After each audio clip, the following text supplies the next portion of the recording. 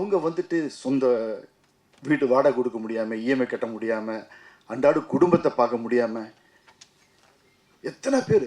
இப்போ வந்து பார்த்தீங்கன்னா ஒரு ஸ்ரீன்னு ஒரு ஹீரோ, மாநகரம் படம் ஹீரோ பார்த்தீங்கன்னா ரொம்ப வீடியோவில் வைரல் ஆகிட்டு இருந்துச்சு.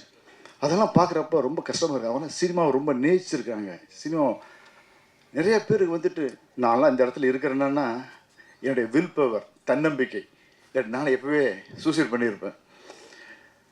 அந்த அளவுக்கு நான் கஷ்டத்தை அனுபவிச்சிருக்கிறேன். இயக்குனர் பிரபதீஷ் ஷாம் இயக்கத்தில் உருவாகி இருக்கும் திரைப்படம் கஜானா. இதில் வேதிகா, இண்டிகோ பிரபாகரன், சாந்தினி, யோகி பாபு, மோட்டை ராஜேந்திரன் மற்றும் பலர் நடித்திருக்காங்க. இந்த படத்திற்கு அச்சு ராஜாமணி இசையமைத்திருக்காரு. கஜானா படத்தினுடைய ஆடியோ மற்றும் ட்ரெய்லர் லான்ச் பிரஸ் மீட் சமீபத்தில் நடந்திருக்கு.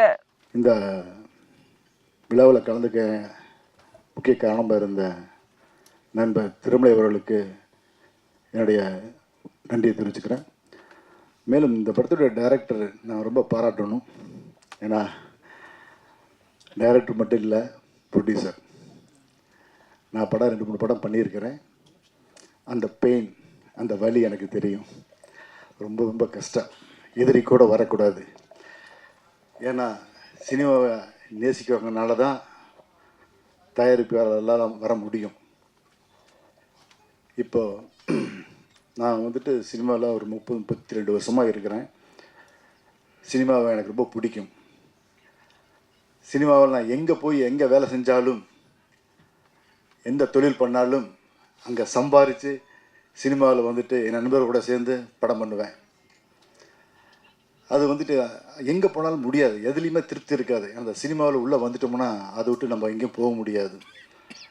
இப்போ டைரக்ஷன் பண்ணி படத்தை தயார் பண்ணி முடிச்சுறது ரொம்ப ஈஸி தான். படத்தை ரிலீஸ் பண்ணுறது ரொம்ப ரொம்ப கடினமான ஒரு சூழ்நிலை இப்போ இருக்கிறோம். படத்தை பார்த்தோம், ட்ரெய்லர் பார்த்தோம், சாங்கை பார்த்தோம்.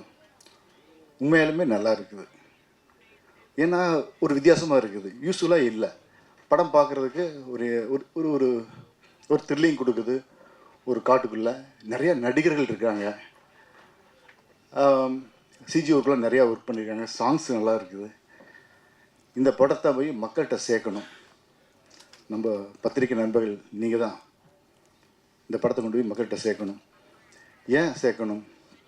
சினிமா பார்த்திங்கன்னா நம்ம கஷ்டப்பட்டு படம் தயாரிக்கிறோம், டைரக்ஷன் பண்ணுறோம், நடிக்கிறோம். ஆனால் போய் நம்ம பிஸ்னஸ்ன்னு வரும்போது பார்த்திங்கன்னா சினிமா வந்துட்டு ரொம்ப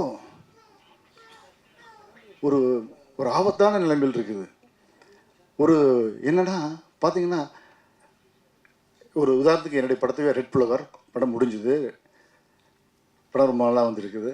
திருமலை அந்த படத்தை பார்த்துருக்காரு. படம் பார்த்துட்டு என்ன சொல்கிறாங்கன்னா, படம் சூப்பராக இருக்குது, எக்ஸ்ட்ரானியராக இருக்குது, அப்படியே இருக்குது. இந்த ஹீரோவுக்கு பற்றி வேறு ஹீரோ போட்டு தான் நல்லா இருக்குது அப்படி என் காது படவே சொன்னாங்க. ப்ரொடியூசர் தயார் தான், வேறு ஹீரோ போட்டு பண்ணுறதுக்கு தயார் தான், டைரக்டர் தயார் தான். யார் நான் ஒரு 10 ஹீரோக்கள் தான் இருக்கிறாங்க. ஒரு பிஸ்னஸ் வேல்யூவில் இருக்கிற 10 ஹீரோக்கள் தான் இருக்காங்க. அவங்க வந்துட்டு 100 கோடி 200 கோடி இப்படி சம்பளம் வாங்கிட்டு இருக்காங்க. ஆனால் சினிமாவில் வந்துட்டு ஆயிரக்கணக்கான நடிகர்கள் இருக்கிறாங்க, ஆயிரக்கணக்கான டைரக்டர் இருக்காங்க, ஆயிரக்கணக்கான ப்ரொடியூசர்ஸ் இருக்காங்க, நடிகைகள் இருக்கிறாங்க. எவ்வளோ பேர், எத்தனை கேமராமேன், எத்தனை டெக்னீஷியன் இருக்கிறாங்க. இந்த ஜெயிக்கிற 10 பேர் தான் நமக்கு தெரியும், அவங்க தான் மார்க்கெட்டில் இருக்கிறாங்க. ஆனால் இந்த மற்ற அந்த ஆயிரக்கணக்கான டெக்னீஷியன் அவங்க எவ்வளோ கனவுகளோடு இருப்பாங்க, எவ்வளோ ஆசைகளோடு இருப்பாங்க. அவங்க வந்துட்டு சொந்த வீட்டு வாடகை கொடுக்க முடியாமல், இஎம்ஐ கட்ட முடியாமல், அன்றாட குடும்பத்தை பார்க்க முடியாமல் எத்தனை பேர். இப்போ வந்து பார்த்திங்கன்னா ஒரு ஸ்ரீன்னு ஒரு ஹீரோ, மாநகரம் படம் ஹீரோ பார்த்திங்கன்னா ரொம்ப வீடியோவில் வைரல் ஆகிட்டு இருந்துச்சு. அதெல்லாம் பார்க்குறப்ப ரொம்ப கஷ்டமாக இருக்குது. அவனா சினிமாவை ரொம்ப நேசிச்சிருக்காங்க. சினிமா நிறைய பேருக்கு வந்துட்டு நான்லாம் இந்த இடத்துல இருக்கிறேன்னா என்னுடைய வில் பவர், தன்னம்பிக்கை, நான் எப்போவே சூசைட் பண்ணியிருப்பேன். அந்த அளவுக்கு நான் கஷ்டத்தை அனுபவிச்சிருக்கிறேன். நான் வந்துட்டு ரசிகர்கிட்ட நான் ரொம்ப கேட்டுக்கிறது மெயினாக வந்துட்டு, நீங்கள் ரசிகர்களாக மட்டும் இருங்க, சினிமா ரசிகர்களாக இருங்க. ஒரு தனிப்பட்ட ஒரு மனிதருக்கு ரசிகராக இருக்க வேண்டியதில்லை. இது பொழுதுபோக்கான அம்சம்.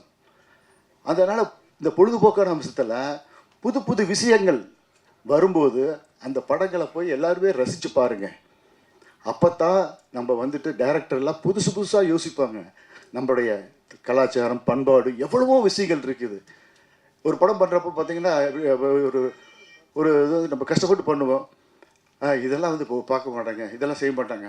ஆனால் கேரளாவில் பாருங்கள், ஒரு சின்ன கான்செப்ட் எடுத்துக்குவாங்க. அந்த கான்செப்ட் எடுத்துகிட்டு அழகாக பண்ணுவாங்க. இன்ட்ரெஸ்டிங்காக இருக்குது. அதுக்கு வரவேற்பு இருக்குது. அதனால பண்ணுறாங்க. நம்ம தமிழ்நாட்டில் பார்த்திங்கன்னா ரொம்ப கஷ்டமாக இருக்குது. 4 ஃபைட்டு, சாங்கு, ஒரு கமர்ஷியல், இதுவே பண்ணிட்டு இருந்தால் எப்படி ஒரு சினிமாவில் வந்துட்டு ஒரு பரிணாமம், வளர்ச்சி இருக்குது. அதனால் நான் உண்மையிலுமே ரசிகர்கள்கிட்ட ரொம்ப வேண்டி கேட்டுக்கிறது, ரொம்ப ரிக்வெஸ்டாக கேட்டுக்கிறது, நல்ல படங்களை நீங்கள் வரவேற்கணும். நல்ல படங்களை வரவேற்றா தான் டைரக்டர்கள் வந்துட்டு நல்ல கதைகளை உருவாக்குவாங்க. அதே மாதிரி நீங்கள் வந்துட்டு ஒரே நடிகர்கள் படத்தையே பார்க்குறீங்க. எவ்வளோ பேர் இருக்காங்க, எவ்வளோ திறமைசாலிகள் இருக்கிறாங்க. எல்லாரும் படத்தையும் போய் பாருங்கள். நல்ல படத்துக்கு வரவேற்பு கொடுங்க. வரவேற்பு கொடுத்தா தான் சினிமா தப்பிக்கும். அப்படி இல்லைன்னு வச்சுக்கோங்க, ஒரு 10 பேர் அவங்களே 100 கோடி 200 கோடி வாங்கிறாங்க. மற்றவங்க இருக்கிற இடமே தெரியாமல் போகிறாங்க, கஷ்டப்படுறாங்க. நான் ஏன்னா இந்த 30 வருஷம் நான் ட்ராவல் பண்ணியிருக்கிறேன் சினிமாவில். ட்ராவல் பண்ணும்போது எவ்வளோ பெயின், எவ்வளோ கஷ்டங்களை, எவ்வளோ அவமானங்களை, எவ்வளோ தோல்விகளை நான் சந்தித்து நான் அந்த இடத்துக்கு வந்திருக்கிறேன். அன்பார்ந்த பத்திரிகை நண்பர்களே, சின்ன படங்களுக்கு, நல்ல படங்களுக்கு நீங்கள் சப்போர்ட் பண்ணுங்கள்.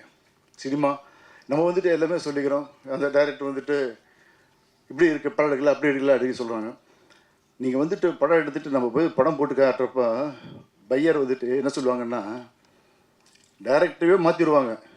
அந்த கதையை மாற்றி, அதை சீனை மாற்றி, இப்படி மாற்றி, அதை போட்டு டார்ச்சர் பண்ணிடுவாங்க. ஏன்னா ஒரு டைரக்டருக்கு ஒரு ஃப்ரீடமாக அவங்க பண்ணவே முடியாது. அவ்வளோ கஷ்டத்துக்களை கொடுக்குறாங்க, அவ்வளோ பண்ணுவாங்க.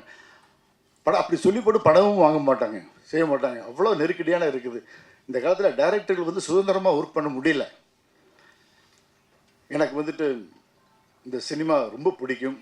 இந்த கஜானா படம் வந்துட்டு அவங்க கஜானா நிரம்பணும்.